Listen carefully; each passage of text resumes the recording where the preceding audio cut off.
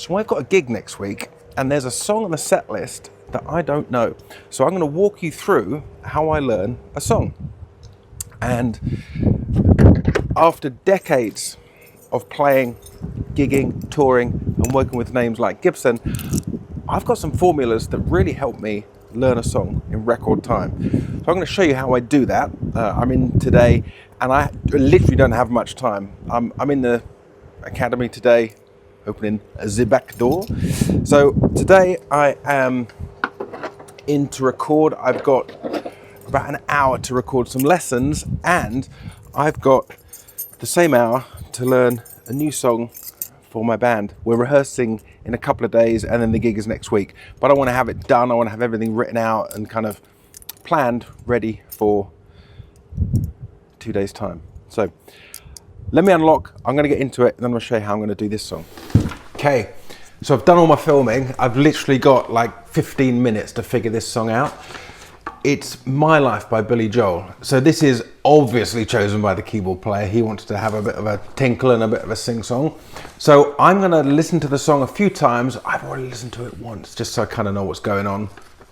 But here's the framework that I hang all of this kind of approach onto. There's 2 PDFs here. So because you've subscribed, don't need to ask you to do that. So subscribe, and then if you would like these charts, they will get sent to you if you fill out the form below. Now what they are, this one I call STOMP, and this is the framework that I would have developed it, but that's a bit weird, right? It's just, these are the only 5 things you can do to a chord. You can either strum it, you can tag it, which is hit it once and let it ring out. You can create a little riff around it, which in the business you call it ostinato. You can mute it, like hold it and chug it, or you can hold the chord and pick the notes from it. Stomp, clever, right? Stomp. So that kind of explains everything, a little explanation, some examples in each of those boxes about, you know, what songs do use stomp, and you can hear them very clearly. The other thing I use is this. Now I don't always do it on one of these pages, but again, I'll send you this if you want it so you can fill it out. What I do here is, here I'd write the section, intro, verse, chorus, what have you.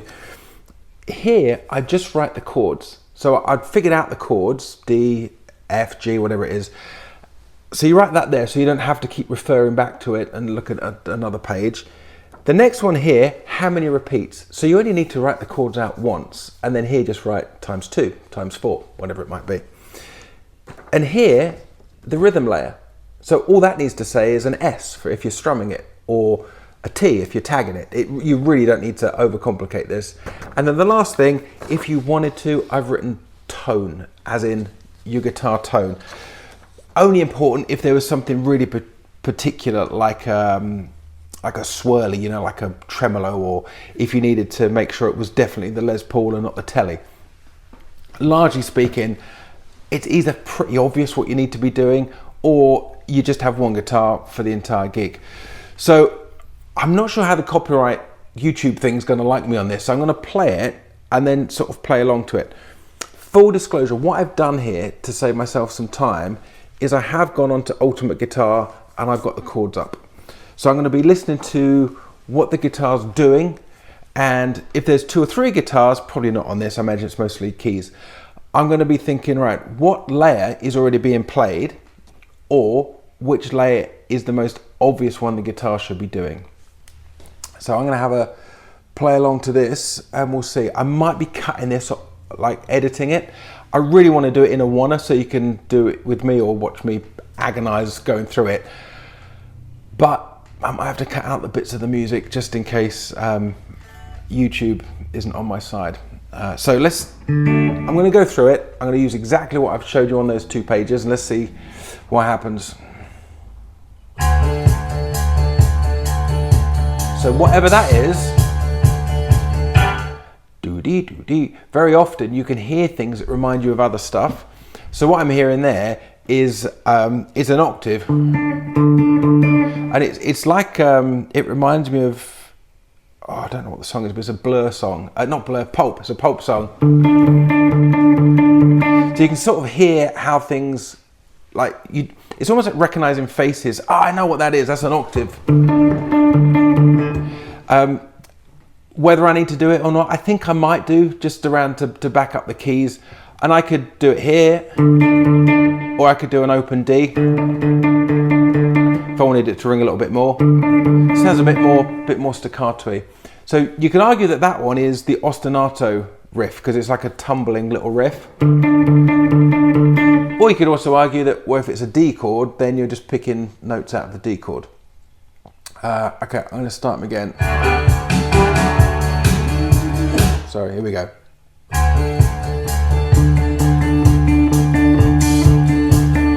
I'm going to hold that while the chords change.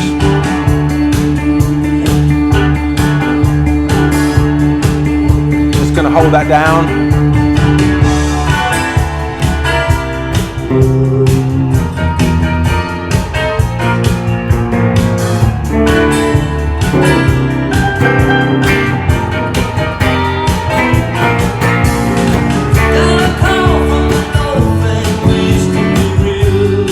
So now the guitars come in like an acoustic.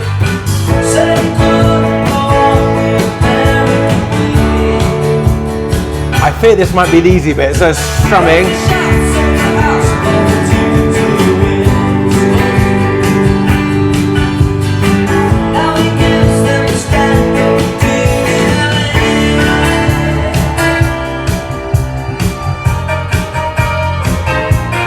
That bit, ja-jow.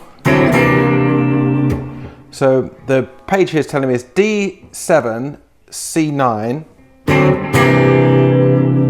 What's the quickest way to do that? Probably there. So I can get the bottom part of a D7.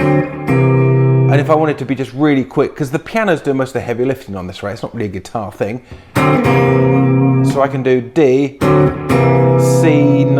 C7, and if I wanted, I could just add that 9 there.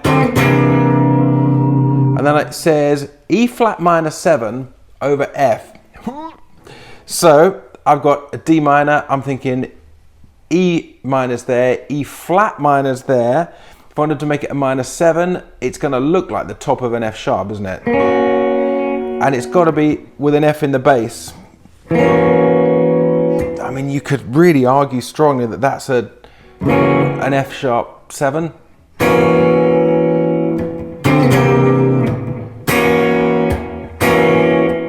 Okay, and then B flat.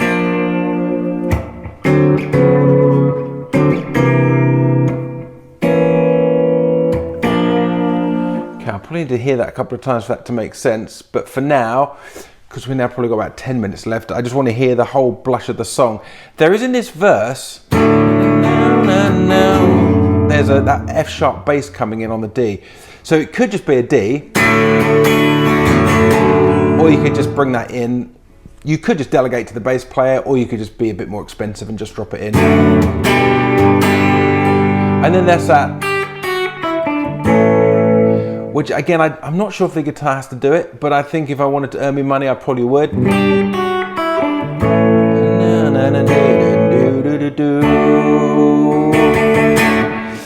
Okay, let's reverse and keep going. There's the F sharp.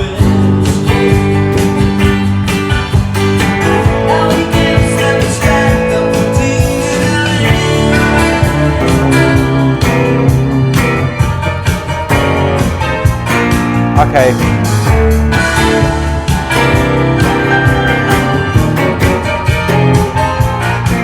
Not sure about that chord. F sharp.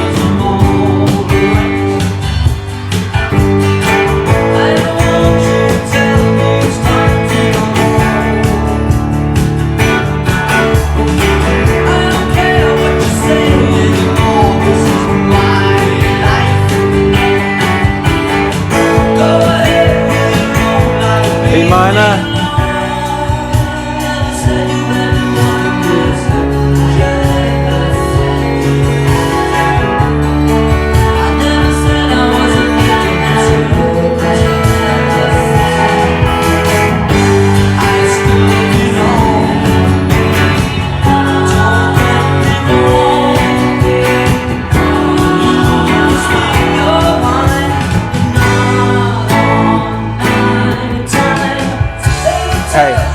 So predominantly, I think we've seen all the food groups in this song now.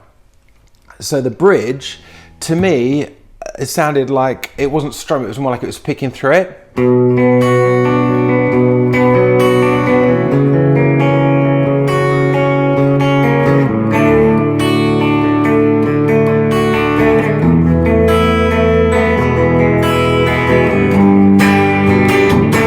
And then there, I still bit is where the strumming comes in. F sharp, B minor, E9. I might make it a bit more choppy there because we're coming to the end of something. And then some expensive chords, G over A and A. So if you ever see a slash chord, G over A, you can just play a G. What it's asking though is keep the chord and then just chuck in a bass note of whatever it's saying. So G with an A bass note. So if you really want to keep that simple, you could play a G chord, but open the A string and strum from there. And you could, if you want to keep it even simpler, just play the middle 4 strings, because that's kind of G over A, even you're just not doing the edge bits. And then a regular A, which is a slightly more clumsy way. This sounds a bit better, but it is a bit trickier when it's moving quick.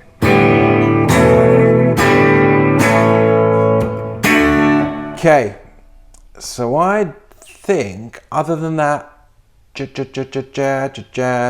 little riff, I think I've got everything. So I'm just going to go from the top, and that riff, I'm going to get that blaggable so I can get that through. And then I've got E flat minor 7. Do you know that's a capital M? That might be major 7. I think it probably is, you know. Yeah, because it is.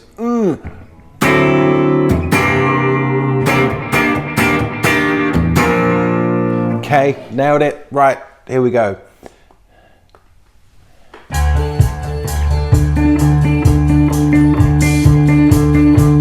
So I'm going to hold this for the beginning.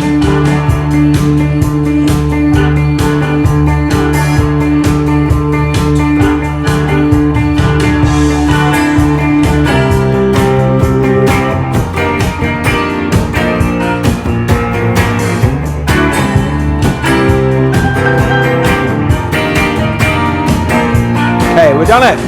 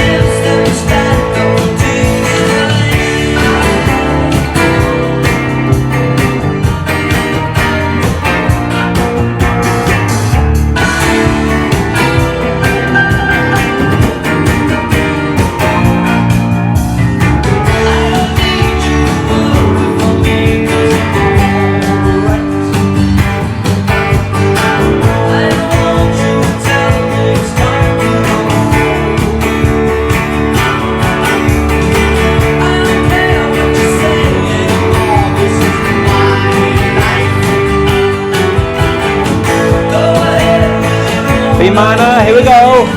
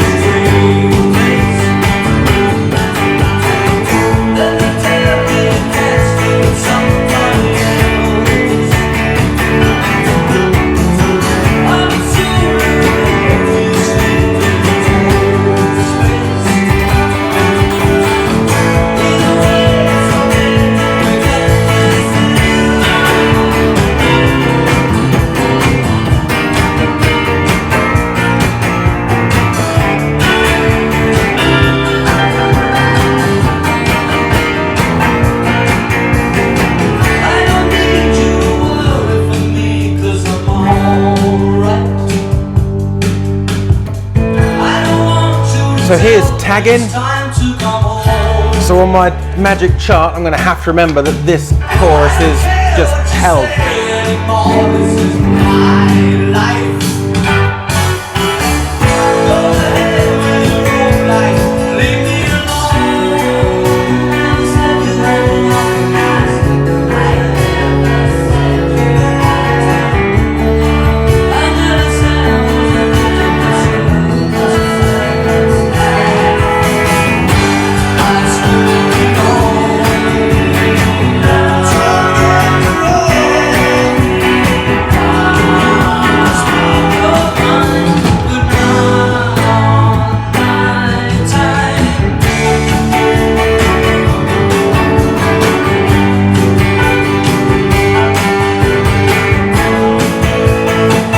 Same the verse.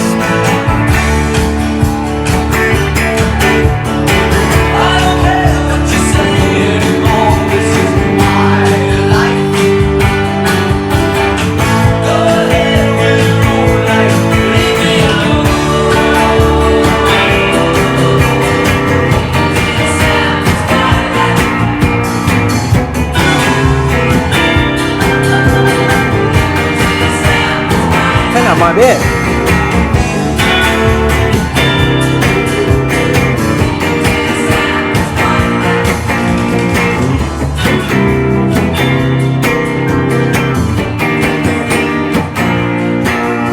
Okay, nailed it. So now in my head, I've got all the sections. So I've got the intro,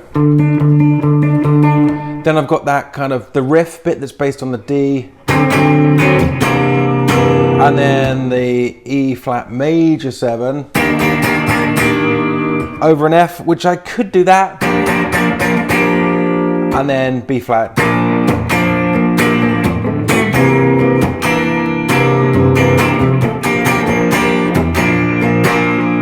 But I quite like, to me that kind of gives me the move really in the thing. And then I've got the strummy rhythm. Sometimes.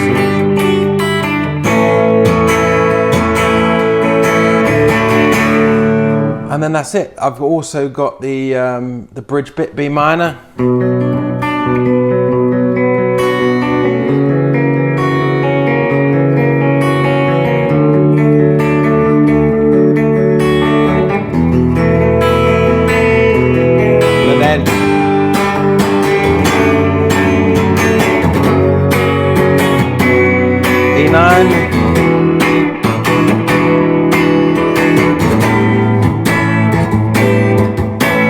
And there's one, I'd go back and check it, but I don't think it matters if I don't get it. Right at the very end, I noticed it said E7 sharp 9. Speak your mind, it's the same bit.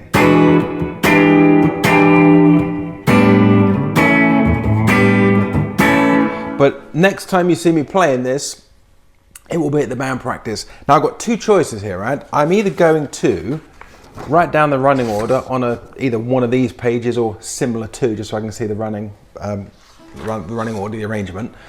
Or what I might do, and I think I'm going to do it this way, is listen to the song so much that I just automatically get an instinct of what's coming next. Which, if you're playing live, that's kind of the better way to do it. It could be argued. So anyway, there we go. I can see on my little machine here, that's taken me 18 minutes to get to this point. So I'm happy with that. I'm now off out the door. I'm going to take all my gear with me. Next time you'll see me will be at the practice room. Cool. See you soon.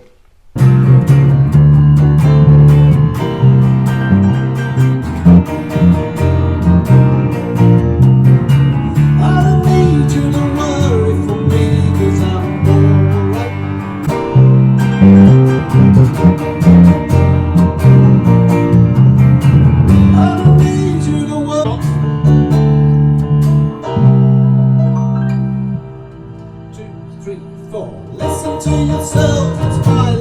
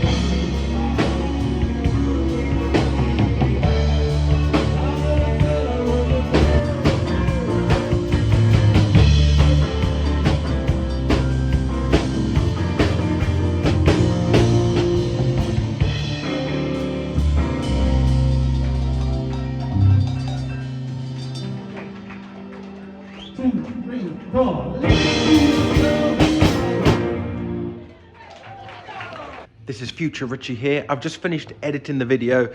Pretty happy with the result. I mean, you can see that there is a shortcut to working out a song, which ultimately is what I wanted to share with you. So if you want those charts, you know, the blank pages that I'm filling out and an explanation of the 5 rhythm layers, there's a link below. So drop your clicks in there and you'll have those sent out to you immediately. Hopefully the video was helpful. If you've stayed with it this long, thank you. I love you. Obviously you're getting some value from it. So don't be shy. Give me a like. And if you're feeling spicy, then do subscribe as well. I'll see you on the next one. Till then.